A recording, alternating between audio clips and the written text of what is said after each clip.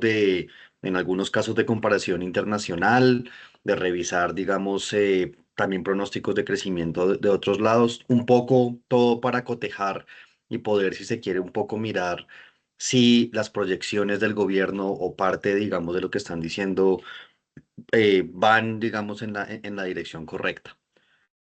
Entonces, en este informe, pues analizaremos las cuentas presentadas por el gobierno en el marco fiscal 2025, evaluando la consistencia de los supuestos macroeconómicos, las proyecciones que están haciendo ellos de ingresos y gastos y pues las medidas de ajuste anunciadas. Todo esto pues lo van a encontrar en el informe y pues por supuesto en la presentación. Lo primero que hay que decir es que este marco fiscal de mediano plazo ha sido el marco fiscal, si se quiere, que más atención ha despertado en el público en general. Inversionistas, periodistas, gente que está interesada en la economía del país, políticos inclusive. Y un poco, por qué pasa esto? Porque, digamos, todo eso se da en un contexto en el cual el déficit fiscal de 2024 subió a 6,7 del PIB. El año pasado, como ustedes saben, hubo una caída en el recaudo por rigideces del gasto, digamos, no se pudo recortar otras cosas.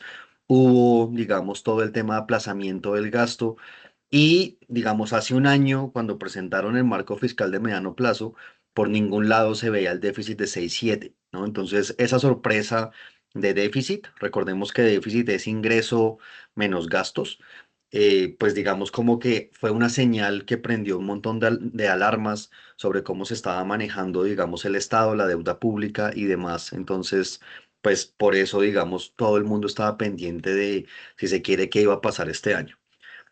Después de este déficit de 6,7, el gobierno presenta el plan financiero en 2025 y ahí de alguna forma ocultó el tamaño real del déficit esperado para 2025. Recordemos que inicialmente nos habían dicho que el déficit iba a estar alrededor del 5%. Entonces, las cifras de recaudo, pese a que venimos cumpliendo, si se quiere, la meta del año, pero recordemos que tenemos un rezago presupuestal. El déficit, digamos, venía creciendo a niveles históricos en el sentido que el déficit de enero, febrero, marzo era muy alto. Y también en ese plan financiero, como pues en su momento lo hablamos, se cumplió artificialmente la regla fiscal con transacciones de única vez. Ya ahorita ahondo en esto, pero pues básicamente esa caída del recaudo llevó a que el gobierno dijera que casi 2 puntos del PIB, de este si se quiere 6,7, 2 puntos del PIB fueran metidos como transacción de única vez. Entonces, es decir, dado que el año pasado se cumplió la regla fiscal con esa transacción, pues todo el mundo estaba esperando en el marco fiscal de mediano plazo de 2025 qué se iba a decir sobre 2025 y si se quiere el adjetivo que se empezó a utilizar fue sincerar las cuentas, a ver si iban a reconocer que el déficit iba a ser alto o iba a pasar lo mismo que del año pasado, ¿no? Que al final fue una sorpresa este déficit de 6,7. Entonces, pues, digamos, algo interesante de este marco fiscal es que reconocen, digamos, el tamaño del déficit tanto para este año como para los siguientes, eso lo vamos a ver en su momento, y justo activan la cláusula de escape de la regla fiscal y esto pues marca un punto de quiebre frente a los marcos anteriores. Entonces, bueno, vayamos un poquito a las cifras y les voy contando que, digamos, cómo se compara el plan financiero. Digamos, acá lo que tenemos es febrero, muestran el plan financiero 2025. Ahora en junio muestran en la segunda columna el marco fiscal de mediano plazo 2025. Permítanme un segundo acá. Ya. Entonces acá tenemos el plan financiero 2025, las cuentas que tenían. Inicialmente, digamos, el tamaño del déficit que habían dicho era de 90 billones. 90 billones es 5,1%. Y ya, digamos, en este marco fiscal de mediano plazo, el déficit fiscal llega a casi 130 billones, que es el 7,1. Entonces recordemos que venimos, en 2024 fue 6,7, y en este marco fiscal básicamente lo que están diciendo es que el déficit va a subir un poco más, ¿no? Entonces, un poco en esta tabla, si se quiere, pues para todos los públicos pusimos un poco cuáles diferencias hay. Entonces tenemos el ingreso total, el gasto total y esa diferencia A menos B es lo que se llama balance fiscal o déficit fiscal. Digamos que si ustedes ven diferentes informes van a encontrar balance fiscal o déficit fiscal, es lo mismo. Y hay otra cosa que es el balance primario que es A menos C. Entonces, fíjense que A menos C es A menos gasto primario, es decir, menos los intereses. Y esto, pues, digamos, va a ser importante porque en la comparación que les mostraré, justo cuando uno hace el tema de mirar parte de la deuda hacia dónde se está yendo a pagar más y más intereses, pero pues ya les muestro esa gráfica en un momento. Entonces, bueno, ¿qué pasa entre el marco fiscal de mediano plazo del plan financiero? Primero, el gobierno está reconociendo que en este año van a entrar 18 billones de pesos menos y que van a tener 20 billones más de gasto, ¿no? Entonces, caen los ingresos, suben los gastos, pues el déficit se nos está ampliando en casi 40 billones para este año. Esos 40 billones es la razón, digamos, pues de reconocer este 7,1, ¿no? Entonces, lo fundamental, si se quiere, en términos de qué están hablando para este 2025 es menos ingresos y más gastos, es lo que el gobierno dijo en su marco fiscal de mediano plazo. Algo, digamos, simplemente para recalcar, para el año siguiente, y esto va a ser un punto que vamos a hablar, fíjense que los ingresos totales ascienden a 350 billones. Esto quiere decir 18,2 del PIB. ¿Por qué siempre se habla o por qué, digamos, es bueno medir todas estas cifras fiscales y de gobierno en términos de PIB? Recuerden que el PIB es la actividad económica o es la forma de medir la actividad económica de bienes nuevos en un año. Y cuando uno mide esto en términos de PIB, lo que uno está diciendo es, oiga, básicamente, ¿cuál es el tamaño del Estado relativo a la economía? Entonces, fíjense que algo interesante de una vez que tienen las cuentas es que en 2025 el tamaño del Estado relativo a la economía era 17% y básicamente, perdón, el tamaño de los ingresos era 17% y el otro año están diciendo que los ingresos van a subir o digamos, el gobierno va a poder tener más ingresos relativo a la actividad económica en 1,2 puntos porcentuales. Esto, digamos, es importante. En tributarios, digamos, es donde está pues la mayor parte de esta explicación. De esto ya vamos a discutir en su momento. Y pues están planteando una reforma tributaria por 1,1 del PIB, ¿no? Entonces, por eso esta cifra está acá y eso va a ser una de las cosas, digamos, importantes. Básicamente, fíjense que en términos de gastos, están diciendo que el tamaño del Estado va a ser más o menos el mismo. Este 2025 se pronostica que sea 24,2, 2026 24,4. Básicamente, en términos de gastos, están diciendo nos vamos a quedar igual, pero están diciendo que vamos a tener más ingresos. Esto, por definición, implica pues menos déficit, ¿no? Entonces, esto simplemente como para poner sobre la mesa, si se quiere, entre 2025 y 2026 que se está diciendo. Entonces, el marco fiscal que tiene, menos ingresos y más gastos para 2025 y en 2026 pronostican que los ingresos van a subir un poco más relativo a este año. Entonces, esto es lo primero como para dejar sobre la mesa. Entonces, bueno, como les decía, hay un tema y es el balance primario. El balance primario es los ingresos menos el gasto primario sin contar intereses. Y tenemos el balance fiscal, que es justamente ya ingresos menos gastos todos totales. Básicamente, la distancia entre el uno entre las dos gráficas es el pago de intereses. Fíjense que esta distancia se está haciendo mucho más grande en el tiempo. Luego vamos a ver eso, ¿no? Pero un poco todo el punto de esto es que sí, como país estamos más endeudados. Digamos, por supuesto, el costo de endeudarse y de endeudarse quizás más de lo que las cuentas fiscales logran soportar es pagar más y más intereses y esto se vuelve una bola de nieve, pues como el manejo de una deuda cualquiera. Si usted eventualmente se está endeudando cada vez más y cada vez más caro, de hecho, pues esta distancia siempre va a ser mayor. Entonces, importante, en pandemia, y esto sí le pasó a la mayoría de países, ustedes van a Chile, Perú, a donde ustedes vayan, uno va a encontrar que el déficit en 2020 fue muy alto y la mayoría de países después de pandemia lo que han hecho es sanear este déficit, que es la tarea que veníamos haciendo hasta 2023. Sin embargo, digamos que las cuentas fiscales se han venido pues deteriorando y tenemos que el pronóstico para este año o el pronóstico optimista para este año es 7,1, el segundo más alto de la historia reciente, ¿no? Entonces, fíjense que pues para encontrar un nivel de déficit que lo supere, toca irse pues al momento más complicado que fue 2020 en plena pandemia con el país cerrado, ¿no? Entonces, de alguna forma, pues ese es el tamaño del desajuste fiscal que para encontrar una comparación toca ir a 2020. Entonces, digamos, esto es importante. Fíjense que en términos de balance primario, en 2024 fue 2,4 y en 2025 en cambio también es 2,4. ¿Por qué se llega a una mayor distancia? Porque estamos pagando más intereses, ¿no? Entonces, eso lo puede ver uno en esta gráfica. Claro, entonces al igual que un hogar, ¿no? Yo me endeudo para pagar la casa, para pagar el carro. El stock de la deuda es todo lo que yo debo, ¿no? El stock de la deuda, el pago de intereses o el servicio de la deuda es lo que yo pago año a año, ¿no? Pero entonces, todo esto para decir que la deuda neta es justamente toda esta deuda acumulada que tiene el Estado y nuevamente lo que hacemos es medirla como proporción del PIB. Esto, digamos, nuevamente, todas esas variables se miden como proporción del PIB, un poco para tener una comparación de en cada momento el tamaño de la economía, cómo soportaba diferentes variables como deuda y demás. Entonces, uno que encuentra que, pues, en 2018, digamos, esa deuda sobre el tamaño de la economía era del 46%.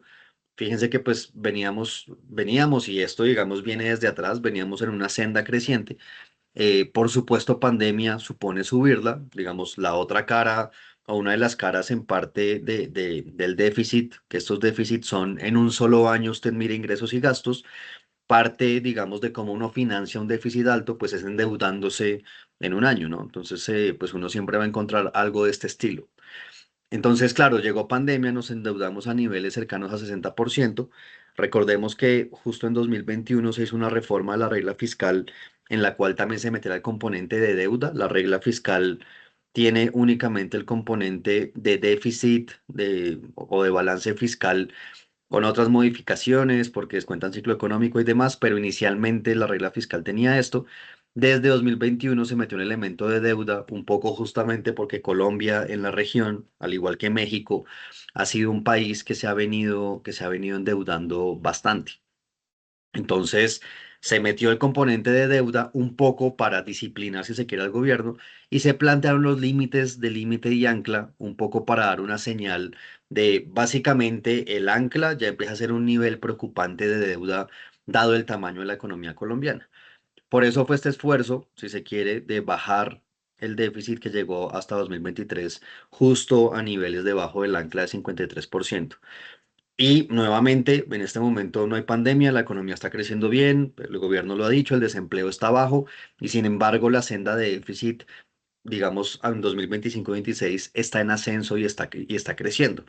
Fíjense que un poco, si uno lleva esto, uno dice, oiga, en 3 años el déficit está subiendo 10 puntos, perdón, la deuda está subiendo 10 puntos de 53 a 63, ¿no?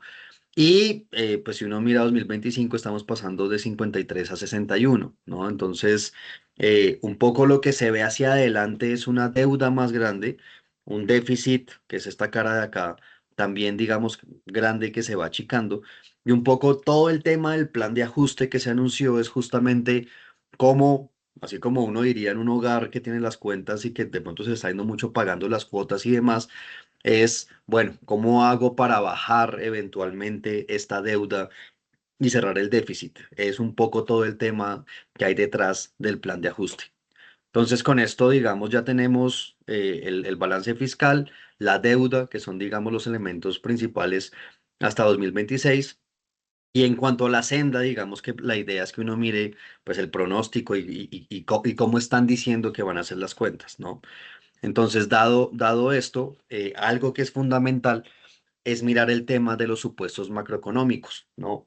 Entonces, fíjense que todos estos indicadores están hechos sobre PIB, ¿no? Entonces, claro, yo puedo bajar la deuda neta, pues de dos formas, ¿no? Yo bajo la deuda como tal y dejo de endeudarme y a medida que voy pagando intereses, servicio de la deuda la voy bajando, o el PIB sube, ¿no? Si la actividad económica se reactiva, pues por definición este cociente va a caer. Por eso, por supuesto, digamos, el tema del crecimiento va a ser muy importante.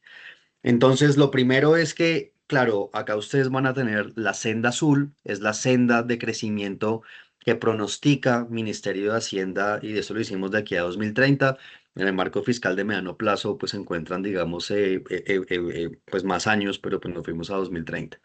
Entonces, acá qué hicimos, acá lo que hicimos fue decir, bueno, cojamos la senda de Ministerio de Hacienda, miremos la senda de Banco República, que este fue hecho en el informe de política monetaria, y nos fuimos a buscar en el World Economic Outlook del Fondo Monetario cuál era el pronóstico, que es esta verde que está abajo, y también fuimos a Banco Mundial a buscar qué pronósticos tienen de crecimiento para la economía colombiana. Un poco, claramente, como ustedes ven, el gobierno está siendo más optimista que todos los demás pronósticos, ¿no?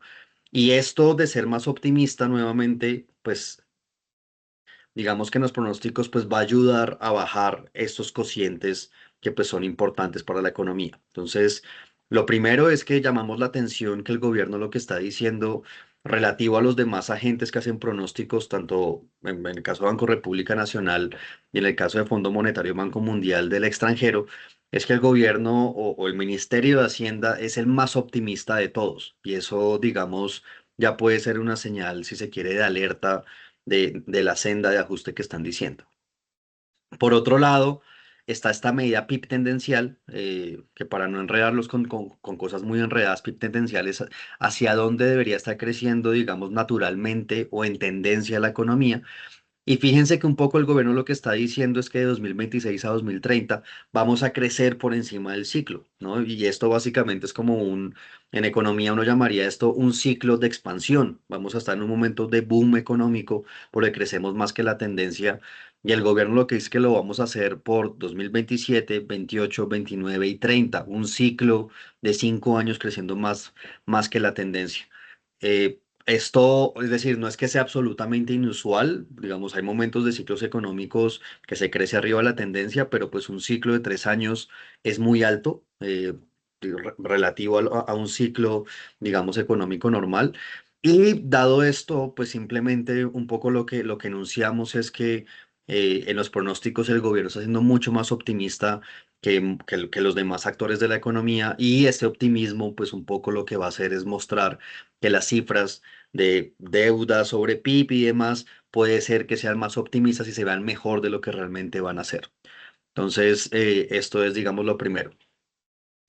Lo segundo que, digamos, estuvimos revisando como observatorio fue básicamente esta discusión nos lleva a 2024.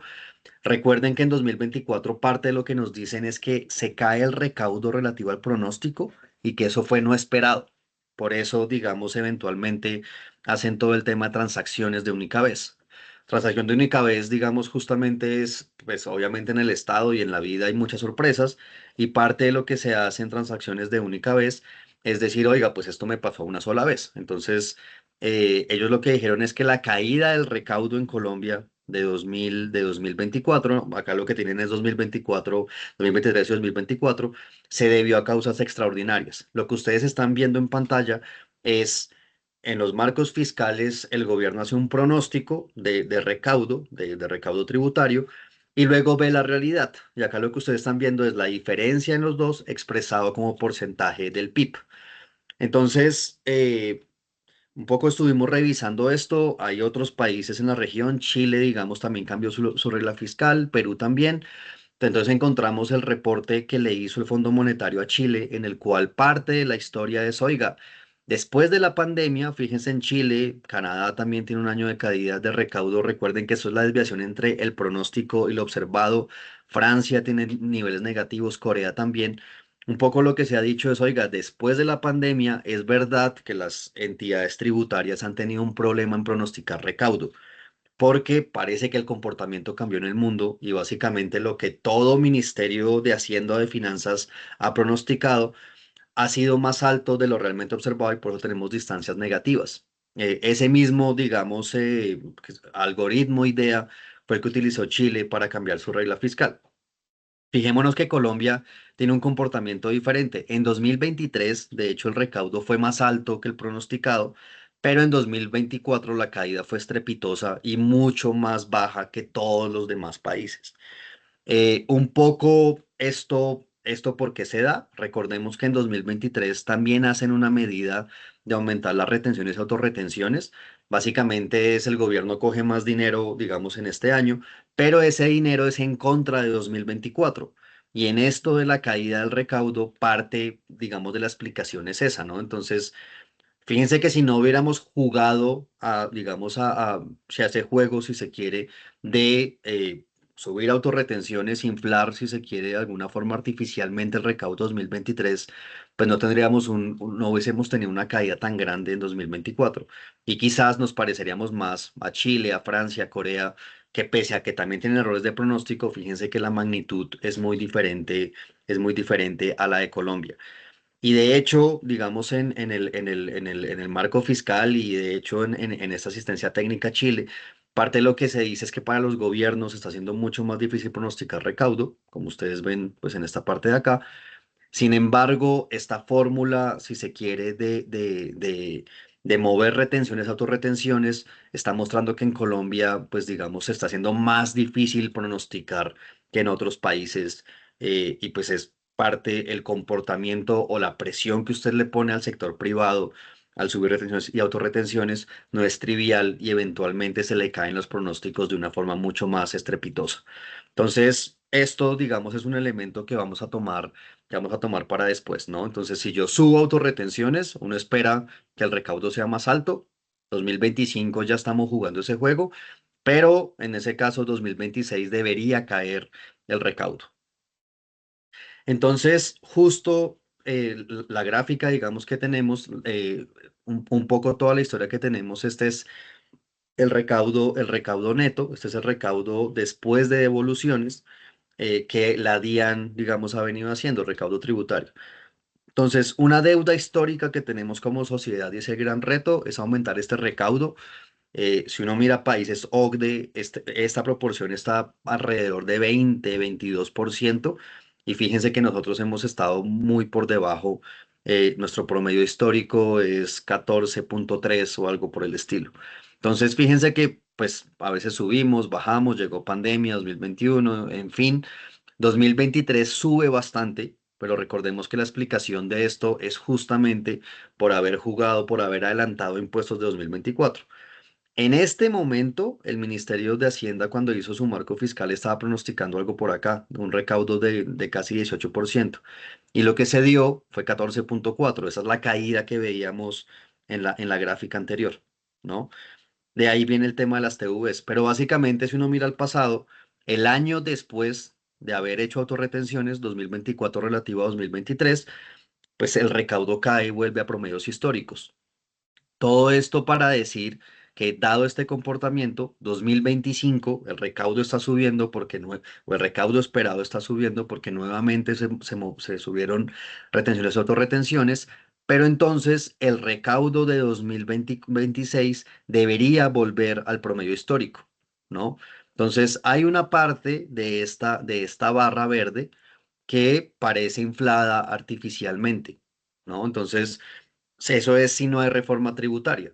Ahora, la partecita que tenemos acá en naranja es justamente la reforma tributaria que el gobierno está diciendo que se va a dar para 2025. Entonces, dado esto, digamos que eh, falta más explicación para decirnos por qué el optimismo relativo al recaudo tributario en 2026, aún sin reforma. Si ustedes quitan reforma, ellos están diciendo que el recaudo va a ser básicamente 16,6, similar a 2023, pero recordemos que 2026 se parece a 2024 en el sentido que es un año después de las autorretenciones. El recaudo debería caer, debería estar por acá. Entonces, esta es una, digamos, de las señales de alerta que hacemos relativo al pronóstico optimista que están haciendo del recaudo de 2026. Entonces, bueno, ¿qué otros, digamos, problemas o qué otras situaciones hay, digamos, en el país? Tenemos la ejecución presupuestal sin contar deuda, la histórico. Nuevamente, el año pasado tuvimos aplazamiento del gasto, aún con aplazamiento del gasto en diciembre, digamos que no se logró comprometer todo el presupuesto. Y básicamente lo que nosotros vemos es que como país, y pues obviamente esto le pasa a los hogares, a empresas, a todo el mundo, uno hace presupuesto y el presupuesto a veces se cumple o no se cumple. El promedio histórico nuestro era 90%. Sin embargo, desde 2022 tenemos niveles de ejecuciones mucho más bajos de los históricos, 86, 85, 81, casi 82 en 2024. Y como observatorio fiscal hicimos un ejercicio de básicamente pronosticar la ejecución a fin de año con los promedios históricos de todos los meses que faltan. Y 2025 tendría una ejecución de 85%. Digamos, diferencia será algo así como 25 billones de pesos. Básicamente que pues relativo al pronóstico, pues uno diría, si se cumple esto, quiere decir que no van a gastar este dinero. Y parte, digamos, del juego presupuestal que se ha dado, recordemos que el año pasado el gobierno dejó firmado unos compromisos para pagar en este año. El rezago de 2024 ascendía a 63,4 billones de pesos, el doble de lo que se dejó en 2023. Entonces, es decir, por un lado se está hablando de reformas tributarias, autorretenciones, pero por el lado del gasto parece verse que, pues, digamos, el gobierno no va a tener la capacidad de ejecutar porque, pues, hemos estado por debajo de los promedios históricos, como bien mencionamos acá. Entonces, claro, presupuesto, recordemos que una parte es ingreso, otra parte gastos, y acá estamos justamente diciendo, claro, por el lado del ingreso vemos muy optimista 2026. Por el lado del gasto, la ejecución ha sido, digamos, un problema. Y dado esto, pues, es decir, uno casi que pudiese pensar que este año se parezca mucho a 2024 y terminemos aplazando gasto o, pues, la ejecución, digamos, pues va a ser bastante baja. Entonces, por el lado del gasto, llamamos esto en términos de alerta. Un estado, pues claro, tiene ingresos y gastos, entonces esta gráfica un poco lo que hicimos fue año a año mostrar ingresos contra gasto primario e intereses. El tema de los intereses es, digamos, como mencionó, muy importante para entender la coyuntura actual. Fíjense que el pago de intereses como proporción del PIB pasó de 2,8 a 4,8. Estamos casi que llegando al doble del nivel en intereses que pagábamos en 2018. Obviamente un poco menos, pero pues digamos que esa es la magnitud. Y fíjense que, claro, gasto primario es todo lo que le queda al Estado, si se quiere, para funcionar y para hacer como el resto de cosas, porque el pago de intereses, pues evidentemente no es construir escuelas ni nada por el estilo. Ese gasto primario, digamos, pues, aunque ha venido creciendo en el tiempo, por supuesto no ha crecido tanto como el gasto total cuando le sumamos intereses. Y un poco esta gráfica verde lo que nos muestra son los ingresos. La diferencia entre la verde y la altura grande de la naranja es justamente el déficit. Y un poco nuevamente nuestro reto como sociedad es cómo hacemos para subir los ingresos de tal forma que pues el Estado tenga unas cuentas balanceadas y no tengamos déficits tan altos. Ahora, recordemos que todo este tema, digamos, de no tener ingresos y que se caigan y demás, y eventualmente cuando hay justamente problemas de ejecución, ¿no? Hay un montón de inflexibilidades en el gasto público y todo esto para decir que la inversión es la sacrificada porque la inversión es ese rubro que tiene más flexibilidad. Entonces, algo que digamos hemos visto es que el pago de intereses desplaza la inversión. Justamente hemos raspado la tarjeta de crédito, hemos pedido un montón, digamos, de dinero. Este pago de interés ha crecido y como resultado de esto, la inversión pública cae al 18,5% del presupuesto. Entonces, esto, digamos, es importante mencionar. Pues, una cosita pequeña para mencionar, recordemos que claro, en pandemia acudimos a la línea flexible del Fondo Monetario, además digamos que estuvimos en todo un momento de endeudarnos por otro lado, como mostré, subió la deuda y demás. Sin embargo, fíjense que en 2022 digamos, este pago de intereses fue 4,3% y en 2026 vamos a estar pagando más intereses que en 2022. Entonces, un poco si uno, pues mira la narrativa en la cual se ha dicho que el gobierno recibió todo sobreendeudado y demás. O sea, es verdad, después de una pandemia no se endeuda, pero el pago de intereses en 2025 y 2026 es mayor que el de pandemia, ¿no? Entonces, pues el manejo fiscal pues nos ha llevado a endeudarnos más, nuevamente en un momento en que el crecimiento está bien, la inflación está bajando y la tasa de desempleo es baja. Acá, digamos, es mencionar este tema de las inflexibilidades. Nuevamente, si nos devolvemos el tema de ejecución, cuando pues uno, digamos, no logra ejecutar todo y eventualmente hay recortes y demás, uno se va y recorta la parte flexible. Acá hicimos un ejercicio propio, basándonos un poco en la metodología del CARF, de revisar rubro a rubro, qué servicio de la deuda, qué va a SGP, en fin. Básicamente todo esto para decir, la parte flexible es la parte que ustedes ven en la parte derecha de la pantalla de ustedes. Entonces, la parte flexible se ha venido reduciendo, digamos, pasamos de casi 13% en 2023 a menos de 10% en 2000, o vamos a pasar a menos de 10% en 2026. Y esto un poco lo que nos dice es que, claro, si la inflexibilidad sube, porque hay protecciones legales y constitucionales, el gobierno tiene menos espacio para moverse. Dado esto, pues tiene que buscar como sea ingresos. Un poco lo que nos ha pasado es que hemos recurrido cada vez más y más a deuda. Fíjense que en 2026 lo que nos están diciendo es que el servicio de la deuda completo, esto ya es pagando, también abonando a la deuda, va a subir a 26,4%. Y pues esta participación, como ustedes ven, ha venido siguiendo, se nos está yendo mucha más plata cada vez más en pagar deudas. Pero como no hemos, digamos, podido subir de forma sistemática estas barras verdes, que pues una reforma tributaria de verdad ambiciosa, controlar costos fiscales, eh, controlar beneficios tributarios y demás, pues fíjense que el gran reto es que si estas líneas verdes no suben, pues digamos que eventualmente nos queda cada vez menos plata, se va a recortar lo flexible, que sobre todo es inversión, y como Estado nos quedamos pagando sobre las cuentas y pues pagando cada vez más y más servicio de la deuda.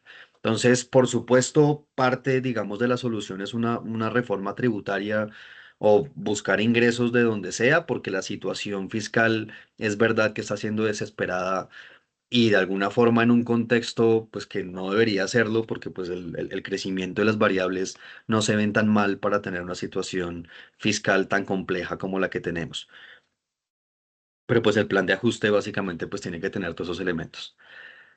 Entonces, bueno, ya mirando el pronóstico, entonces recuerden que un poco me vuelvo unas diapositivas. Acá básicamente estábamos viendo hasta 2026, pero uno puede preguntarse, ok, listo, estamos en un momento difícil, ¿cuál es el plan de ajuste? La última parte un poco hablamos justamente o por el momento el gobierno justamente lo que dice es hay que romper pues, la regla fiscal, nos vamos a endeudar por un tiempo y volveremos a los niveles prudentes en 2027. Entonces, perdón, de hecho en 2028 porque son 3 años que no vamos a cumplir la regla fiscal. Entonces, claro, tenemos unos pronósticos del PIB que se ven un poco más optimistas. En 2026, digamos, hay riesgo que el tema que les mencionaba, ingresos tributarios, no se dé, y un poco por la mecánica misma que el gobierno indujo, dado el tema de retenciones y autorretenciones en 2025. Pero bueno, uno básicamente dice, venga, miremos al futuro, cuál es la senda que nos están proponiendo. Nos proponen que el mayor déficit, digamos, de este periodo o del futuro va a ser 2025 y luego vamos a sanear la deuda llegando a niveles de 3% en 2028. Si ustedes ven, acá hicimos un ejercicio de meter pronósticos de los marcos fiscales pasados y los pusimos punteados un poco para ver cómo se veía el país en diferentes momentos. Entonces acá tenemos el marco fiscal 2021, que es esta gráfica de acá. Fíjense que, es decir, parados en pandemia, esperamos que nos fuera a ir peor, ¿no? Esperábamos que para 2021 el déficit llegara a casi 8,5%, llegó a 7, ¿no? Y pues eso de alguna forma es una buena noticia, ¿no? Es decir, el país no tuvo que endeudarse tanto como esperaba y digamos que esos ahorros pues se ven en intereses, en fin. Un poco parte, digamos, de lo que uno diría es, aún en el pronóstico, digamos, digamos, pesimista, nosotros estamos convergiendo a esos pronósticos en 2028, 29 y demás. Luego, el mundo no fue tan malo como creíamos. Nos vamos al marco fiscal 2022. Fíjense que es esta línea de acá. En ese se pronosticaba, digamos, una senda bastante, digamos, si se quiere, optimista de deuda, llegando a niveles de -2% en 2024. Todos los países, digamos, tienen déficit o muy pocos tienen superávit. Esto, digamos, es normal, se invierte, en fin. Pero fíjense que algo que es interesante es que si uno se va, o sea, el peor pronóstico es 2021 pandemia, miremos de ahí para adelante. 2022 éramos optimistas, 2023 éramos un poco menos optimistas, la línea verde, y 2024 éramos más pesimistas y 2025 somos aún más pesimistas. Un poco lo que uno ve es que, digamos, después de pandemia, cada marco fiscal ha sido más pesimista de la relación fiscal, siendo el 2025, digamos, el que proyecta un déficit mucho más grande que los demás. Nuevamente, esto estamos en un momento en el que la economía ha crecido relativamente bien y pues esto, digamos, pues se ve bastante sospechoso como un manejo fiscal que nos está endeudando mucho cuando la economía está bien. Entonces, primera cosa de mencionar acá, que pues estamos en el marco fiscal más pesimista, digamos, de este futuro hacia adelante. Y el gobierno lo que nos dice es que vamos a tener convergencia hacia 2028 a los pronósticos pasados, al menos en este tema de déficit fiscal.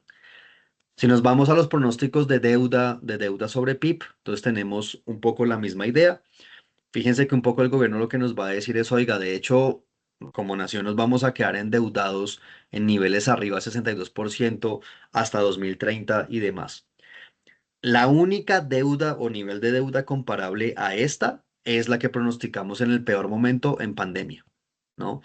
Entonces, pues eso simplemente para mencionar que pues el pronóstico hacia 2030 se parece al peor pronóstico que tenemos que fue pandemia en términos de deuda sobre PIB y pues todo el tema digamos de romper la regla fiscal, es decir, lo vemos como no había otra opción dado que las cuentas fiscales están bastante desajustadas, pero pues digamos que el plan de ajuste, pues digamos acá mencionamos como qué elementos tiene y es que al menos en deuda se parece o convergemos a la deuda de la peor deuda posible que había sido la que pronosticamos en pandemia.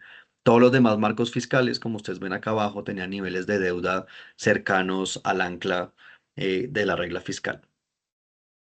Entonces, bueno, con estas últimas gráficas ya pasamos a las conclusiones.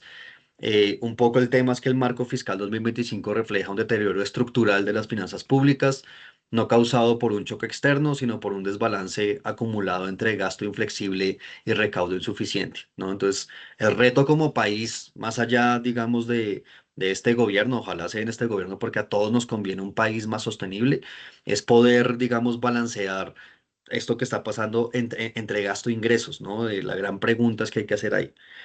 Eh, la activación de la cláusula de escape no parece cumplir los requisitos legales, esto digamos lo mencionó el CARF, y esto pues debilita aún más todo el tema de la disciplina fiscal, digamos, del gobierno. Sin embargo, digamos, pues simplemente habría que decir que, o sea, las cuentas ya se veían tan mal que el plan financiero 2025 era tan incumplible que pues, digamos, los mercados y todos esperaban pues que básicamente dijeran qué se va a hacer, ¿no? Entonces la cláusula de escape pues fue la forma de decir qué es lo que se va a hacer.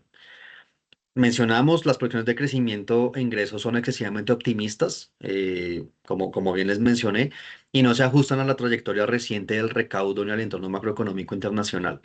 Estamos en un momento de más incertidumbre económica, digamos que también es verdad que ser muy optimistas en un momento en el cual pues hay guerra comercial, en el cual pues hay guerras, digamos, en otros lados, obviamente eso es muy difícil de poner en los modelos, pero pues ser muy optimista en ese escenario pues nos puede salir costoso en el futuro, como ya nos ha pasado, ¿no? Que los pronósticos presupuestales no han sido los más correctos del mundo.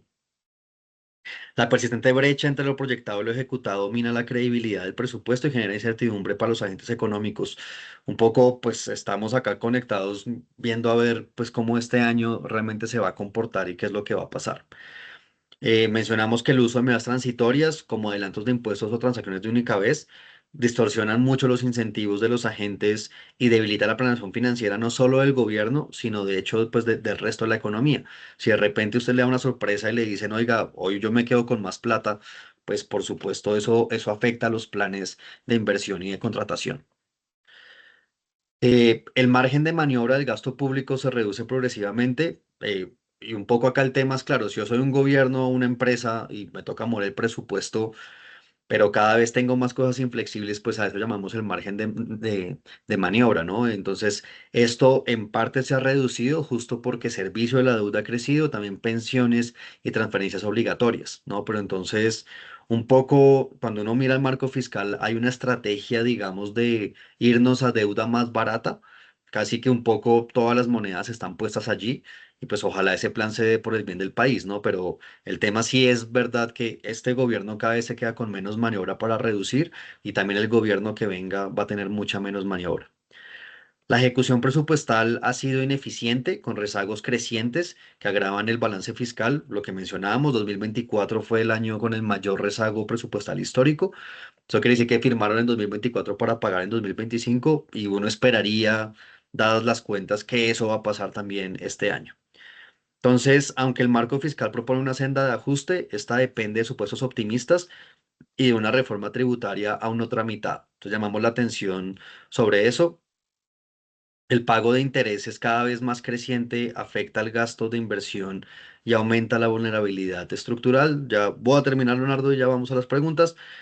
Y pues algo para reconocer de este marco fiscal es que el gobierno ha reconocido, o sea, para reconocer, pero eso se debió haber hecho antes, por supuesto.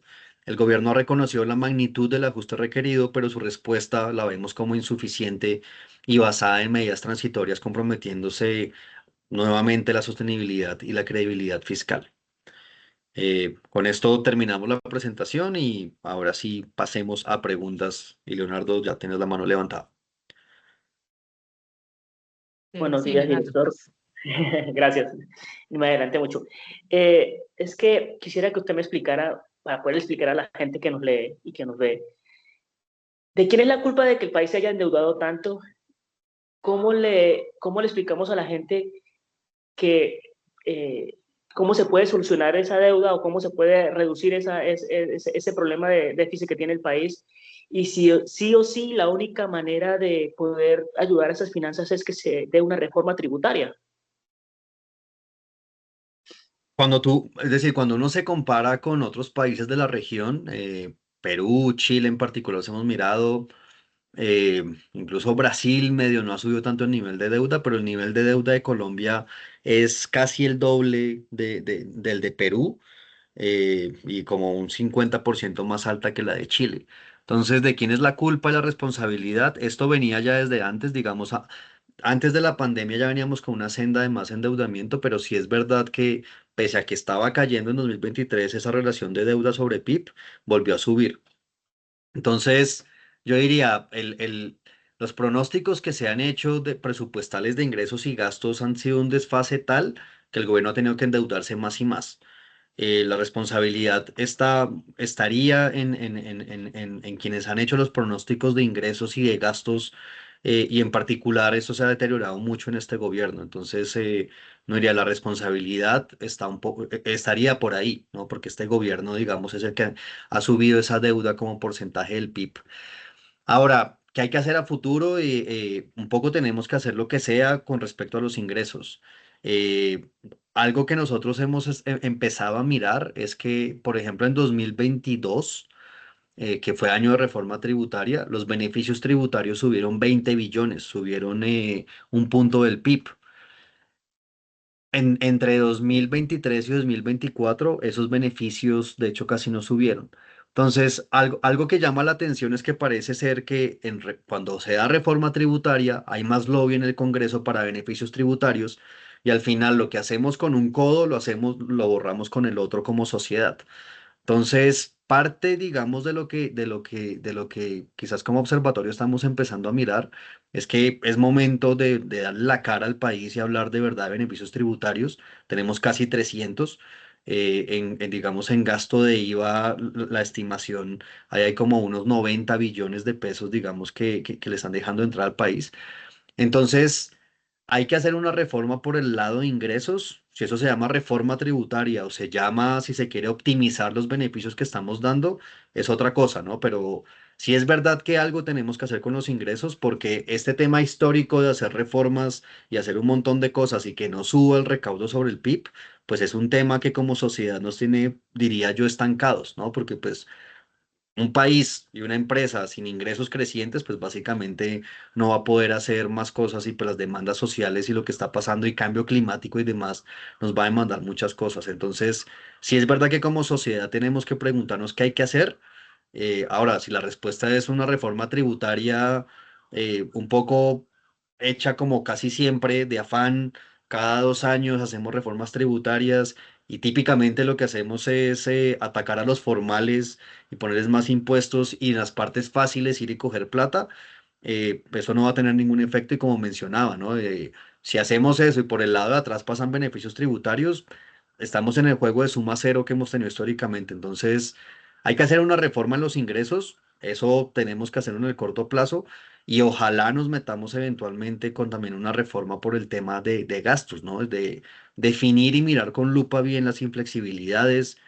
¿Qué parte de las inflexibilidades son ineficiencias? Eso, digamos, es muy complicado de medir, pero como sociedad también deberíamos preguntarnos eso, ¿no? Es como tenemos un Estado que ha venido creciendo y creciendo, es más eficiente, nos responde a a los ciudadanos lo que le estamos pagando en impuestos y lo que tiene, o se está gastando en cosas, digamos, que no son. De eso yo ahorita no tengo ninguna evidencia, pero creo que sí, dado el nivel que estamos, también sería importante mirar eso. Doctor, muchas gracias, Leonardo. Hay dos preguntas de Laura Rodríguez de Red Más Noticias. Ella dice que el gobierno pues espera darle un respiro a la caja con esta nueva reforma tributaria que se está planteando, pero si no es aprobada desde el Observatorio Fiscal, ¿cuáles creen que serán esos planes B, C o D que debería adoptar el gobierno nacional? Claro, la reforma tributaria va a ser para 2026, ¿no? Entonces, es verdad que de alguna forma tenemos, si se quiere, un tiempo de espera, pues para ver si la reforma tributaria o lo que sea que se haga con ingresos, digamos, de efecto y digamos, ese problema va a ser en 2026. Ahora, si no se da la reforma tributaria, ¿qué es lo que se da? Recordemos que la senda, digamos, el máximo déficit lo teníamos en 2025. Si no se da, pues vamos a tener un déficit también bastante alto en 2026. ¿Qué habría que hacer en ese escenario? O sea, buscar un poco plata de donde sea. Y también es muy probable que si se cae la reforma tributaria, pues toca aplazar nuevamente gasto de inversión. Yo diría que, dado el momento fiscal que estamos, yo honestamente no le veo mucha salida a que la inversión pública siga cayendo en el tiempo. Y dado eso, creo que cada vez más llama la atención que el gobierno pues piense en activar nuevamente todo el tema de asociaciones público-privadas, inversiones, digamos que se hagan en conjunto.